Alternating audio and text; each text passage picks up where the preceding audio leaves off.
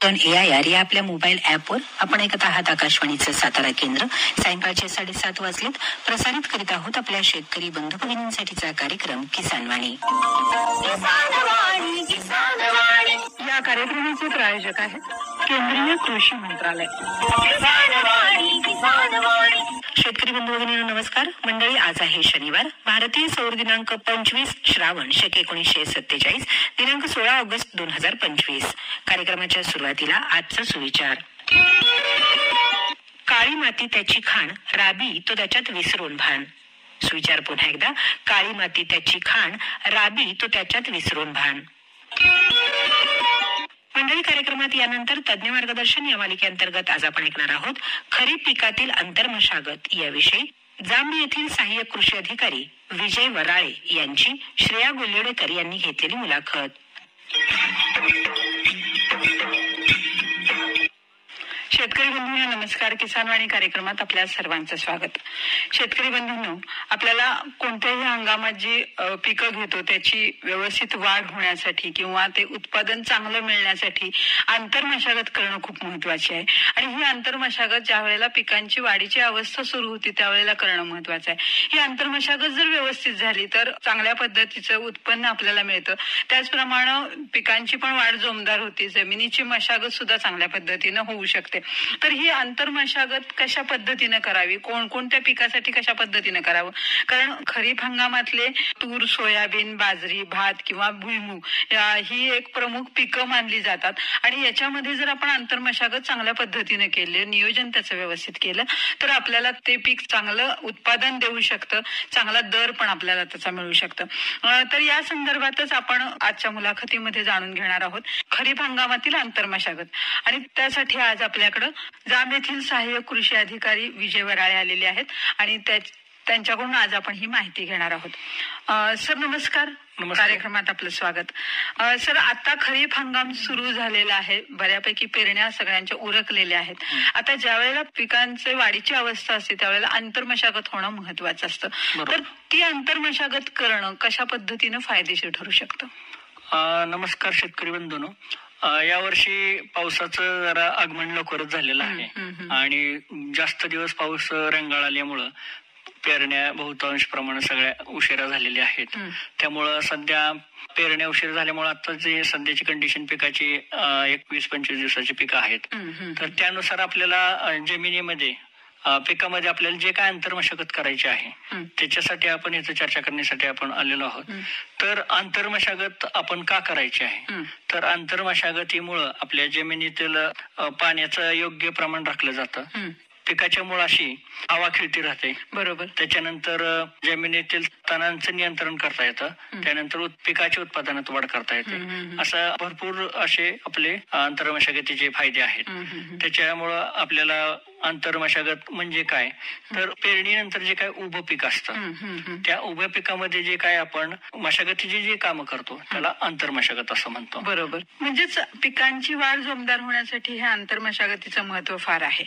मग या आंतरमशागतीमध्ये कोणकोणत्या कामाचा अंतर्भाव होतो? सर्वसाधारणपणे त्यामध्ये नांग्या भरणे, विरळणी करणे, खुरपणी करणे, खांदणी करणे, त्यानंतर वर खते देणे, पिकाला मातीची भर घालणे, त्यानंतर आच्छादन करणे, अशा कामांचा ह्यामध्ये समावेश होत असतो. आता ही आंतरमशागत तर आपण करतो, त्यामध्ये ही वेगवेगळी कामं पण करतो, पण ती कशा पद्धतीने केली पाहिजेत, कशा पद्धतीने त्याचं नियोजन असलं पाहिजे? सर्वसाधारणपणे आपल्या नांग्या भरणे. नांग्या म्हणजे काय, पेरणी झाल्यानंतर समजा उगवण नीट झाली नाही तर सऱ्यामध्ये किंवा वाफ्यामध्ये जे काय पीक असेल तर तिथं अशा वेळी आपल्याला गॅप दिसतात. प्रत्येक गॅप आपण नांग्या भरले पाहिजेत. तर ते एकतर टोकन पद्धतीने बियाण्याचे टोकन करायचे आहे किंवा रोपाची लागवड करून त्या ठिकाणी आपण ते गॅप भरून करायचे. म्हणजे जी एकरी जे ठरवलेलं आहे प्रमाण त्याच्या बरोबर ते बॅलन्स करायचं. त्याच्यामुळे आपलं जे काय त्या पिकाची हेक्टरी जी काही संख्या आहे ती मेंटेन केली जाते, बरोबर. त्याच्यामुळे आपलं उत्पादनात वाढ होते किंवा आपलं फरक पडत नाही. तर त्याच्यानंतर आपण विरळणी करतो. विरळणी कशासाठी करतो, बऱ्याच वेळा आपल्या पेरताना बियाणं जास्त सुटतो, त्यामुळं दाट पेरणी झालेली. उदाहरणार्थ समजा सोयाबीन आपण BBF वरती पेरतो, ते जर चुकून ते प्लेट वरती असतं.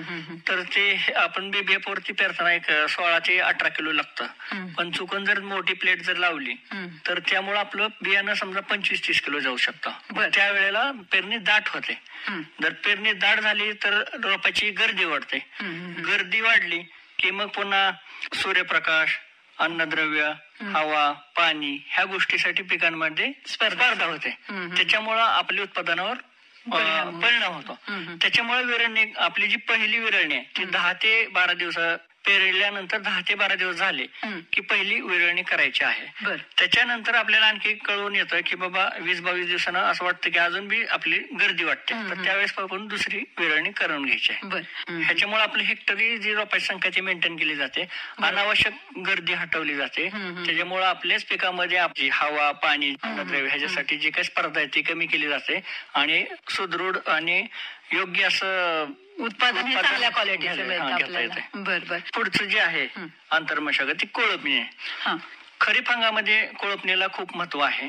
त्याच्यामुळं कोळपणीसाठी एक म्हण आहे खेडेगावात, एक कोळपणी अर्धे पाणी. ह्याचा अर्थ काय, एक कोळपणी केलं की अर्ध पाणी दिल्यासारखं पिकाची वाढ होते.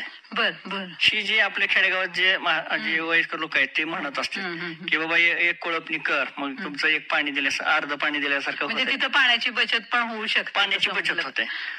तर सर्वसाधारण म्हणजे पिकाचा कालावधी बघून 1 ते 2 कोळपणी आपण करून घ्यायच्या आहेत. त्याचबरोबर त्याच्या खुरपणी बी करायच्या आहेत. त्यामुळे काय होतं, तणांचा प्रादुर्भाव कमी होतो, मातीतील ओलावा टिकून राहतो आणि त्याच्यामुळं मातीची भर लागते पिकाला कोळपणी करत असताना. भर लागल्यामुळं पिकाला आधार मिळतो, त्याच्यामुळं हवा पण खेळती राहते. सगळे महत्व कोळपणीमुळे आणि पिकाचं उत्पादन वाढण्यास मदत होते आणि अन्नद्रव्य पण जास्तीचे मिळू शकतात. हो बरोबर. ते मातीची पलट होते ना, वरती खाली मातीची पलटल्यामुळं अन्नद्रव्य आपल्याला मुबलक प्रमाणात उपलब्ध होतात खालचे वरचे असे. त्यामुळं तर पुढचं जे आहे ते खुरपणी करणे. कधी कधी काय होतं, आपण कोळपणी करतो पण 2 रोपांच्या ओळीमधलं तण निघलं जातं, पण ज्यावेळेस 2 ओळीमधलं तण निघतं पण रोपांमधलं तण निघत नाही. त्याच्यामुळे आपल्याला खुरपणी करणे गरजेचे आहे. त्यामुळे काय होतं, तणामुळे पण आपलं सर्वसाधारणपणे 20 ते 70% पर्यंत उत्पादनात घट आढळून आली. तर ती पर्टिक्युलर जर पिकाचं घ्यायचं म्हटलं तर सोयाबीन जर घेतलं तर सोयाबीन मध्ये 40% तणामुळे घट आढळून आलेली आहे. तुरी एक महत्वाचं पीक आहे, तुरीमध्ये सुद्धा 50-55% तणामुळे घट होते. तर सगळ्या पिकाचा जर ऍव्हरेज विचार केला तर 50 ते 60% उत्पादनात घट हे केवळ तणामुळे दिसून आलेले. त्याच्यामुळं खुरपणीला खूप महत्व आहे. त्यामुळे भरपूर जर तणांचा प्रादुर्भाव झालेला असेल तर खुरपणी केल्याशिवाय तण निघणार नाही.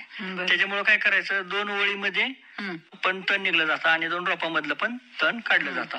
त्यामुळं जमिनीची भुसभुशीत होते खुरपणी केल्यामुळं. तसेच मातीची थर बदलला जातो वरती खालती, त्याच्यामुळं म्हणजे मूलद्रव्य खालचे वरचे मिळतात आणि तसेच हवा खेळती राहते. तसेच खुरपणीमुळे काय होतं, मातीला भर लागते, म्हणजे समजा पिकाला मातीचा भर लागतो असं. त्याच्यामुळं हे खुरपणीचे फायदे येतात. त्यानंतर वर खते देणं, त्यालाच आपण टॉप ड्रेसिंग म्हणतो. टॉप ड्रेसिंग कधी करतो आपण, ज्यावेळेस आपण पिकाची पेरणी करतो त्यावेळेस आपण त्याला बेसल डोस दिलेला असतो. बेसल डोस दिल्यामुळं बऱ्यापैकी वाढ झालेली असते. तसेच बहुतांश पिकांना ही दुसऱ्या खताची मात्रा द्यावी लागते. त्याच्यासाठी जी काय आपण ते खतं देतोय त्याला वर खते देणे असं म्हणतो आपण, म्हणजे दुसऱ्यांदा खताचा दुसरा डोस देणं. हा बरोबर. बहुतांश जी वर खताची मात्रा आहे ती नत्राच्या स्वरूपात आपण युरियाच्या माध्यमातून देत असतो. त्याच्यामुळं काय होतं, पिकाची वाढ चांगली होते आणि उत्पादनात वाढ होते. पण ह्या वेळेस काय लक्षात ठेवायचं आहे की कडधान्याला आपल्याला अजिबात नत्राची गरज नसते. जर दिलं तर त्याच्यामुळे काय होतं, त्या पिकाचं शाकीय वाढ होते, खूप माजतं आणि त्याचा नुसतेच वाढ होते पण जे काय आपल्याला उत्पादन वाढत नाही त्या प्रमाणात. त्यामुळं ते लक्षात ठेवायचं की कडधान्य पिकाला वर खतं द्यायचे नाहीत नत्रयुक्त. त्यानंतर पुढचं जे आहे तर मशागतीचं काम, तर पिकांना मातीची भर द्यायची आहे. तर ती प्रत्येक पिकानुसार वेगळं आहे. कोणाला खुरपणी करून असेल, कोणाला कोळपणी करून असेल, त्या पद्धतीनं आपण त्या पिकानुसार पिकांना मातीची भर द्यायची आहे. त्याच्यामुळं पिकांना आधार मिळतो आणि त्यामुळं हवा खेळती राहते आणि पीक उत्पादनात वाढ होते. त्यानंतर पुढचं जे आहे आंतरमशागतीचं काम ते खांदणी करणे. ऊस आणि आलं यासारखी जी पिकं आहेत त्याच्यामध्ये आपण खांदणी करतो. त्याच्यामुळं काय होतं, खांदणी केल्यामुळं पाणी जे आहे, समजा ऊसात खांदणी केली तर पाणी जे बसणार आहे ते साऱ्यामध्ये ते सगळं एकसारखं बसतं. बरोबर. त्याच्यामुळं पीक लोळत नाही. जे कधी कधी आपल्याला ऊस लोळलेले दिसते तर ती खांदणी महत्वाची असते, तर ती पीक लोळलेलं दिसत नाही. सर्वसाधारण म्हणजे आपण ऊसात 2 ते 2.5 महिने झालं तर त्याला आपण बाळ भरणी म्हणतो. तो एक खांदणीचाच प्रकार आहे. आणि त्यानंतर 4 ते 5 महिन्यानंतर आपण पक्की बांधणी करतो. ही एक खांदणीचाच प्रकार आहे. तर अशा प्रकारे आपण खांदणी करून खांदणी ही एक आंतरमशागत करून पिकाला आपण उत्पादन वाढवण्यासाठी थोडक्यात तो आधार देतो आपण. आधार देतो. आता ही जी आंतरमशागत जी आपण करतो की ही जी कामं आहेत, विरळणी म्हणा किंवा नांग्या भरणं म्हणा किंवा कोळपणी म्हणा, खुरपणी म्हणा, याच्यासाठी मध्ये जागा लागते. तर त्याच्यासाठी प्रत्येक पिकातलं 2 रोपामधलं अंतर किंवा 2 सरींमधलं अंतर हे किती महत्वाचं आहे? हो, सर्वसाधारणपणे प्रत्येक पिकाचं अंतर जे ठरलेलं आहे, सोयाबीनचा विचार केला तर 30 सेंटीमीटर हे 2 ओळीमधलं अंतर असतं आणि 2 रोपामधलं 10 सेंटीमीटर असतं. ती मेंटेन करणं गरजेचं आहे, कारण त्यातले आपल्याला आंतरमशागत करताना समजा कोळपणी करतोय तर ते कोळपणी करताना ती कोळप आपलं बसलं पाहिजे. सायकल कोळप असेल किंवा मग ते बैलाच्या चलित कोळप असेल किंवा मनुष्य चलित असेल, तर तेवढं आपल्याला प्रत्येक पिकाला वेगवेगळं अंतर आहे. सोयाबीनचं आहे, तुरीचं आहे, हरभऱ्याचं, म्हणजे प्रत्येक पिकानुसार आहे. बरोबर आहे. म्हणजे त्याचा जो कालावधी आहे किंवा त्याचे जे वाढण्याची क्षमता आहे त्याच्यानुसार आपण ते लागवडीच्या वेळेला ते अंतर ठरवून दिलेलं आहे त्याप्रमाणे ती लागवड करणं खूप महत्त्वाचं आहे. आपण ट्रॅक्टरने पेरणी करतो तर त्याच्यामध्ये ते प्लेट्स आहेत की त्या अंतरावर तुमचं पीक पडलं पाहिजे आणि ते खाली हे असतं स्ट्रक्चर, ते सुद्धा तुम्हाला त्या ऍडजस्ट नुसार करावं लागतंय. 30 सेंटीमीटर वरती एक ते लावायला लागतं सगळं आणि त्या पद्धतीने मग ती पेरणी करतात. चकते असतात की त्या बरोबर त्या अंतरावर पडलं पाहिजे अंतर. म्हणजे हे अंतर योग्य ठेवलं तरच ही आंतरमशागतीची जी कामं आहेत ती चांगल्या पद्धतीने आपली होऊ शकतील पुढच्या वेळेला. आता याच्यामध्ये आणखीन आंतरमशागतीमध्ये एक प्रकार येतो तो म्हणजे आच्छादनाचा, की आच्छादनामुळं कशा पद्धतीनं पिकाला फायदा होतो? आच्छादन खूप महत्वाचं आहे, कारण काय होतं कधी कधी कोरडवाहू क्षेत्र असतं बऱ्यापैकी. कोरडवाहू क्षेत्रामध्ये काय झालं, पीक जर 21 दिवसाचं झाल्यानंतर पुन्हा पिकाला पाण्याची गरज भासते. त्याच्यामुळं आपण ती पाणी जी उपलब्ध जमिनीमध्ये पाणी आहे ते जर आपल्याला ओलावा टिकवून ठेवायचा असेल तर आपण जमिनीमध्ये पाला पाचोळा जमिनीवरती पसरवायचा आहे किंवा ऊसाचं पाचटाचे लहान लहान तुकडे करू शकतो. गव्हाचा भुसा आहे, ही जे काय आपण आच्छादन आहे ते असं पसरून जमिनीतला ओलावा आपण टिकवून ठेवून पुन्हा बाष्पीभवनाचं प्रमाण कमी होतं त्याच्यामुळं. तसेच आच्छादनाचा दुसरा एक फायदा आहे की तणांचा प्रादुर्भाव कमी होत आहे. बरोबर. कारण तुम्हाला तणाला वाढायलाच वावच भेटत नाही, त्याच्यामुळं तणाचा प्रादुर्भाव कमी होतो आणि जमिनीत ओलाव्याचं प्रमाण टिकून ठेवल्यामुळे पाण्याची बचत होते आणि उपलब्ध पाण्याचा वापर करून ते पिकाची वाढ चांगली होते आणि उत्पादनात भर होते. मग कशा प्रकारे आच्छादन केलं पाहिजे? प्रत्येक पिकानुसार वेगवेगळं आहे. तर मल्चिंगचे पण प्रकार आहेत. प्लास्टिक मल्चिंग आहे किंवा आपलं जैविकचं आहे, त्याच्यामुळे तुम्ही वेगवेगळ्या वनस्पतीचा पाला म्हणा किंवा गव्हाचा भुसा किंवा ऊसाचं पाचट वापरू शकता. किंवा इकडे जर प्लॅस्टिक मल्चिंग मध्ये आहेत ते बेडवर तुम्ही समजा एखादं पिकं घेतले असेल तर ती प्लॅस्टिक मल्चिंग करून तुम्ही तुमचं आच्छादन करू शकता. आता तुम्ही म्हणालात की आपण काही भाजीपाल्यांचे अवशेष म्हणा किंवा गव्हाचा भुसा वगैरे पण आपण आच्छादन करू शकतो. त्याचा फायदा जमिनीला किंवा पिकाला कशा पद्धतीने होतो? म्हणजे आच्छादन हा एक फायदा होतोच, पण आणखीन काय त्याच्याबद्दल? आच्छादनामुळे भरपूर फायदा होतो. एक तर पाण्याची बचत होते, दुसरं जैविकमध्ये हवा खेळती राहते, तिसरं तणांचा प्रादुर्भाव कमी होतो आणि आपण जो सेंद्रिय पदार्थ समजा वनस्पती जे पाला म्हणा अवशेष म्हणा वापरतो त्याच्यामुळं काय होतं, कंपोस्ट खताची निर्मिती होतो किंवा तुमच्या जमिनीचा सेंद्रिय कर्ब वाढतं. ती जी कुजल्यामुळं पाला कुजतो त्याच्यामुळे तुमच्या जमिनीतलं सेंद्रिय कर्ब वाढतो. त्यामुळे खताची निर्मिती जागेवर बसल्या पिकांना उपलब्ध होतं ते खत. त्यामुळे बाकीचं आपलं खत घालायचा खर्च पण वाचू शकतो, तर दुहेरी फायदा होऊ शकतो त्यामुळं. आणि त्याच्यामुळं सेंद्रिय पदार्थ मिळाल्यामुळं ऑर्गॅनिक कार्बन पण जमिनीतला वाढतो. बरोबर. ऑर्गॅनिक कार्बन वाढल्यामुळे आपले उत्पादन पण दुप्पट होईल. बरोबर. आणि शेतीतलं जे वेस्टेज आहे ते वेस्ट न होता त्याचा वापर चांगल्या त्याचा वापर चांगल्या पद्धतीने आपल्याला करता येईल. मग ही आंतरमशागत करणं खूप महत्वाचे आहे आपल्या पिकाच्या उत्पादनासाठी पण आणि तसंच जमिनीच्या गुणवत्तेसाठी सुद्धा. मग आता ज्या वेळेला आपण खरीप हंगामाचा विचार करतो त्यावेळेला कोणकोणत्या पिकांसाठी ही आंतरमशागत कशा पद्धतीने करायची हे आपण सांगूया शेतकऱ्यांना. आता याच्यामधलं जे पहिलं पीक आहे ते तूर आहे की तूर हे बऱ्यापैकी प्रमाणात घेतलं जातं खरीप हंगामामध्ये, तर याच्यामध्ये आंतरमशागत कशा पद्धतीने केलं पाहिजे? सर्वसाधारणपणे आपण तूर जेव्हा पेरतो त्याच्यानंतर चांगलं पीक उगून आल्यानंतर दर 2 तुरीच्या ओळीनंतर सऱ्या काढून घ्यायच्या आहेत आपल्या तुरीमध्ये. ते कशासाठी काढायच्या?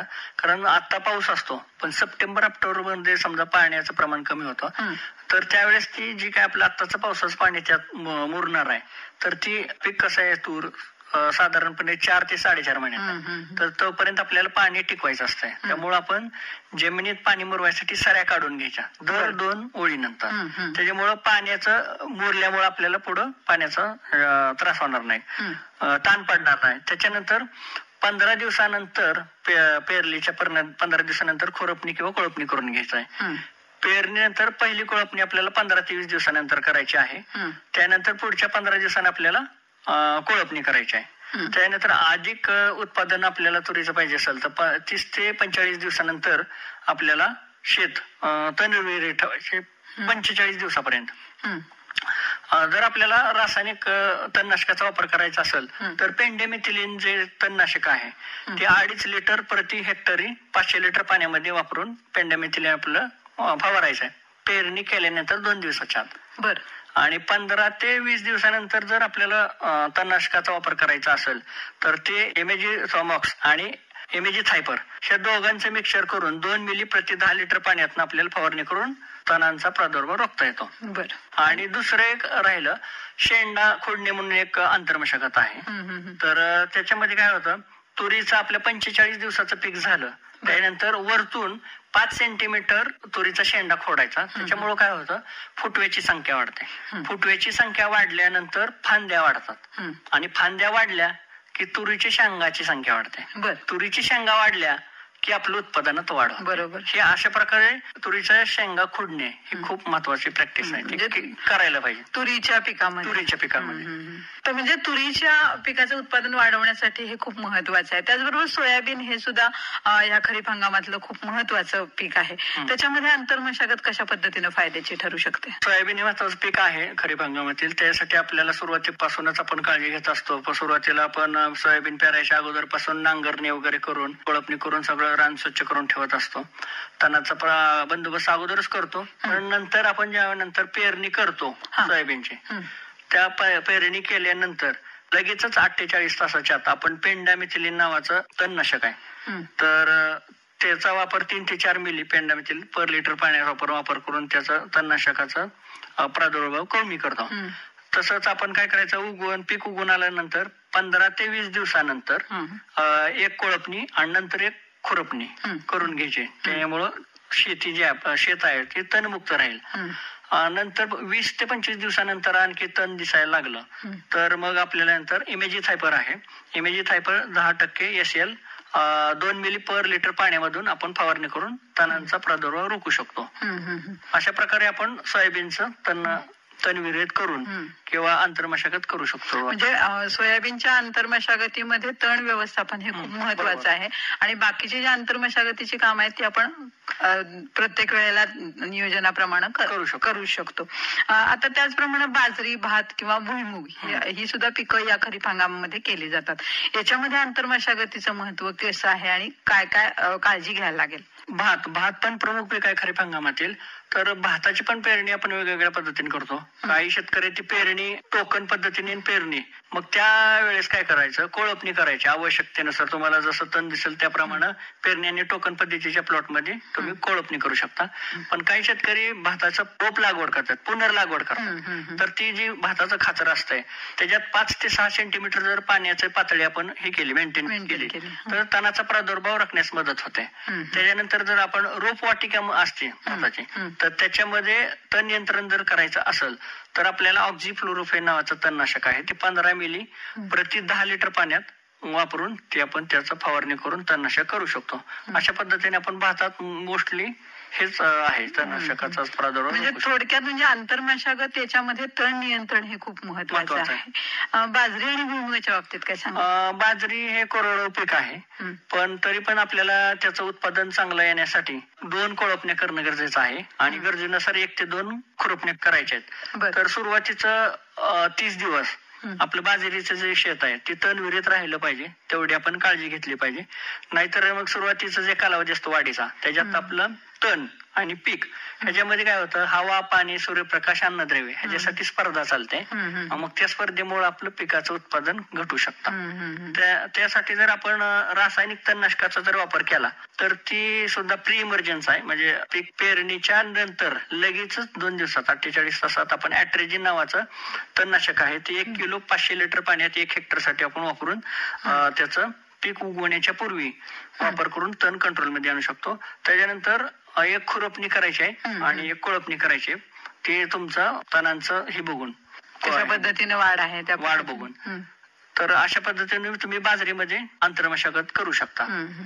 त्यानंतर पुढचं जे पीक आहे ते भुईमुग आहे. तर भुईमुगामध्ये महत्वाचं काय आहे, नांग्या भरणं. भुईमुग आपण पेरणी केली की आपल्याला 2-4 दिवस ज्यावेळेस उगवून येतं बियाणं भुईमुग, त्यानंतर गॅप दिसायला लागतात शेतात. ते गॅप आपण आयडेंटिफाय करायचं की इथं गॅप आहे तिथं गॅप आहे. त्यानंतर आपण ताबडतोब लगेच काय करायचं, नांग्या भरायच्या, तिथं बियाण्याचं टोकन करायचंय आणि बियाणं टोकन केलं की मग त्यांना गॅप भरून आपण रोपाची संख्या मेंटेन ठेवून आपलं उत्पादनावर परिणाम होत येत नाही. त्यानंतर कोळपणी 10 ते 12 दिवसाच्या अंतराने 2 ते 3 कोळपणी आपल्या भुईमुगात झाल्या पाहिजे. शेवटची जी काही कोळपणी करणार आहे ती जरा थोडी खोल करायची आहे, जेणेकरून त्या पिकाला मातीचा भर लागणार आहे आणि उत्पादन वाढण्यास मदत होणार आहे. त्याच्यानंतर आऱ्या, भुईमुगाच्या ज्या आऱ्या आहेत त्या जमिनीत घुसायला लागल्या की आंतरमशागत अजिबात करायची नाही, त्याच्यामुळे पिकाला नुकसानच होणार आहे. आऱ्या फुटायची अवस्था आहे त्याच्यामध्ये. त्यानंतर पेरणीनंतर लगेचच आपण जर तण व्यवस्थापन करायचं असेल तर पेंडामिथिलिन आहे तणनाशक, ते 1 किलो 10 लिटर पाण्यात 1 हेक्टरसाठी वापरून तण कंट्रोल करू शकतो. जर आपल्याला 15 ते 20 दिवसानंतर तणांचं प्रमाण कमी करायचं असेल, बंदोबस्त करायचा असेल तर परसूट किंवा टर्गा सुपर नावाचं तणनाशक आहे, ती 15 मिली प्रति हेक्टरी 10 लिटर पाण्यात मिसळून आपण ते तणांचा बंदोबस्त करू शकतो. अशा पद्धतीने भुईमुगामध्ये वेगवेगळे आंतरमशागत आहेत ते ह्या पद्धतीने करायचे. म्हणजे अशा प्रकारे खरीप हंगामातली जी प्रमुख पिकं आहेत त्याच्यामध्ये सुद्धा आंतरमशागत खूप महत्वाची आहे की ज्याच्यामुळं पिकाची उत्पादकता वाढते, त्याची गुणवत्ता पण सुधारते, त्याचबरोबर आपल्या जमिनीची स्थिती सुद्धा चांगल्या पद्धतीची राहते, जमीन भुसभुशीत होती. म्हणजे हे आंतरमशागतीतले जे वेगवेगळी कामं आहेत, नांग्या भरणं म्हणा किंवा विरळणी म्हणा किंवा आच्छादन म्हणा किंवा कोळपणी म्हणा, खुरपणी म्हणा, ही जी सगळी जे आंतरमशागतीची कामं आहेत ती पिकाच्या वाढीच्या अवस्थेच्या वेळेला योग्य अंतरानं करणं, योग्य वेळेत करणं हे खूप महत्वाचं आहे की ज्याचा फायदा आपल्या पिकांच्या उत्पादन वाढीसाठी तर होणार आहे, शिवाय गुणवत्तेसाठी सुद्धा होणार आहे.